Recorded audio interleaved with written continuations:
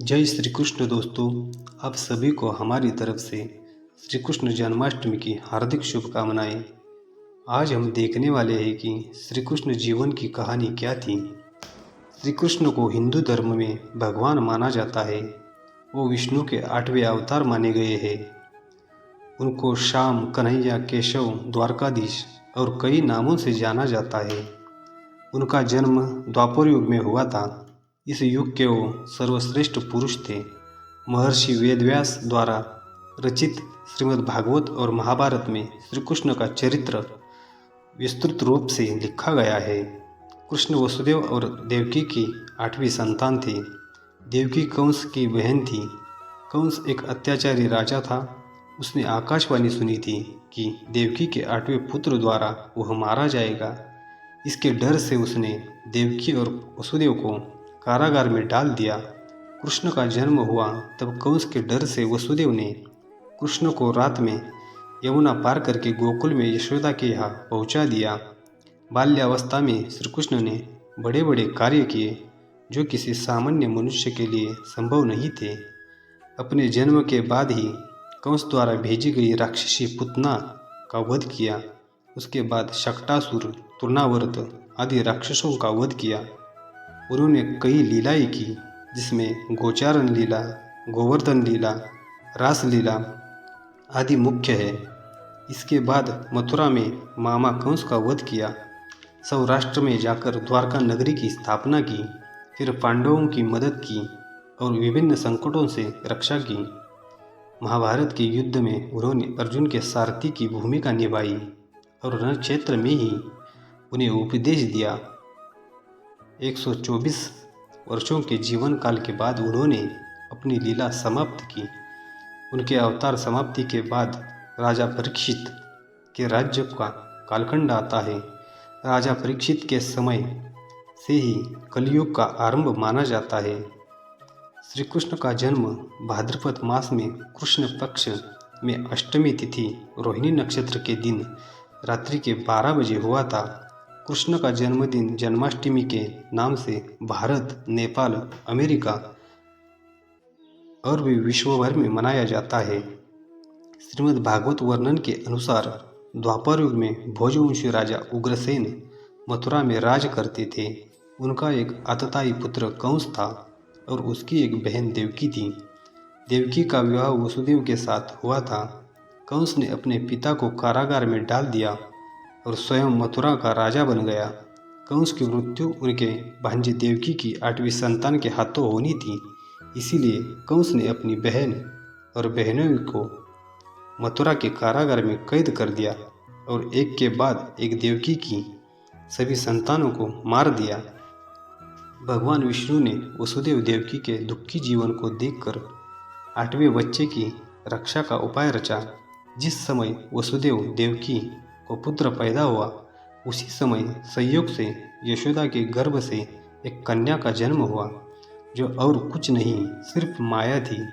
जिस कोठरी में देवकी वसुदेव कैद थे उसमें अचानक प्रकाश हुआ और उनके सामने शंख, चक्र, गदा, पद्म धारण किए चतुर्भुज भगवान विष्णु प्रकट हुए।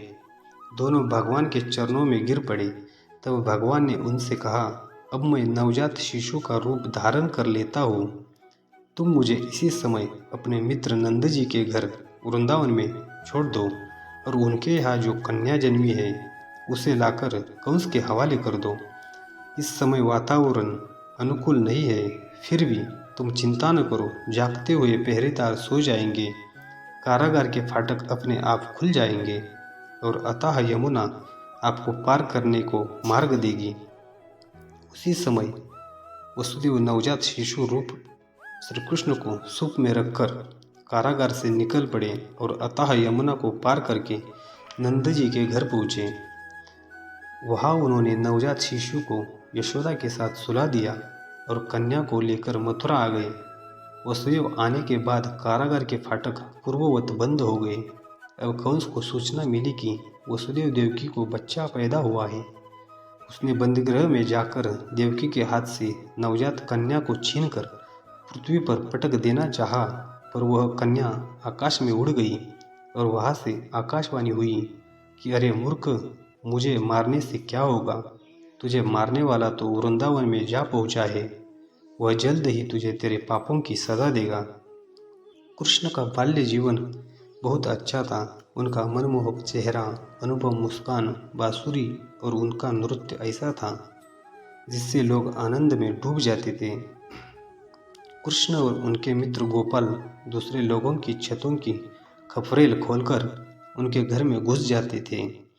माखन की मटकी ऊंचाई पर टंगे होने के कारण वे एक दूसरे के कंधों पर पैर रखकर उस तक पहुंचते थे। अगर मटकी बहुत ऊंचाई पर होती थी तो वो पत्थर मारकर उसमें छेद कर देते थे और दही मक्खन खाते थे। इसलिए हम आज भी दही हंडी ऊपर बांधकर मटकी फोड़ते हैं। उनके जीवन में बहुत ही घटनाएं हुई। उनको सांदीपनी ऋषि ने ब्रह्मांड का ज्ञान दिया और उनका जन्म किस लिए हुआ है ये याद दिलाया। फिर श्री कृष्ण ने उनके मामा कंस का वध करके क्रूर कंस शासन का अंत किया। फिर वो भाई बलराम के साथ अपने गुरु के आश्रम में चले गए और वहाँ उन्होंने 7 साल तक एक ब्रह्मचारी का जीवन जिया। उसके बाद उन्होंने द्वारका नगरी बसाई और वहाँ के राजा बने। कुरुक्षेत्र में वो अर्जुन के सारथी बने और अर्जुन का साथ दिया और वहाँ अर्जुन को ज्ञान दिया और उपदेश दिया। फिर वही उपदेश भगवद गीता के रूप में महान ग्रंथ बना। श्री कृष्ण का जीवन जन्म से अंत तक संकट, संघर्ष, चुनौतियों से भरा है। इसके बावजूद भी कृष्ण की आंखों से कभी आंसू न निकले। हर प्रतिकूल परिस्थिति में कृष्ण सदैव मुस्कुराते रहे। कृष्ण सिखाते हैं जिस समाज में स्त्री का सम्मान और उसकी रक्षा होती है वही मंगलमय उन्नति कर पाता है। कृष्ण ने केवल कहा नहीं, अपने शब्दों को साकार करके भी दिखाया। कृष्ण ने सिखाया कि रिश्ते कैसे निभाए जाते हैं, अपने जीवन को प्रेम से कैसे भरा जाता है। तो दोस्तों, इसी तरह श्री कृष्ण का जीवन व्यतीत हुआ। फिर से आपको श्री कृष्ण जन्माष्टमी की हार्दिक शुभकामनाएं। वीडियो अच्छी लगी हो तो लाइक करें, कमेंट करें और सब्सक्राइब करना न भूलें। जय हिंद।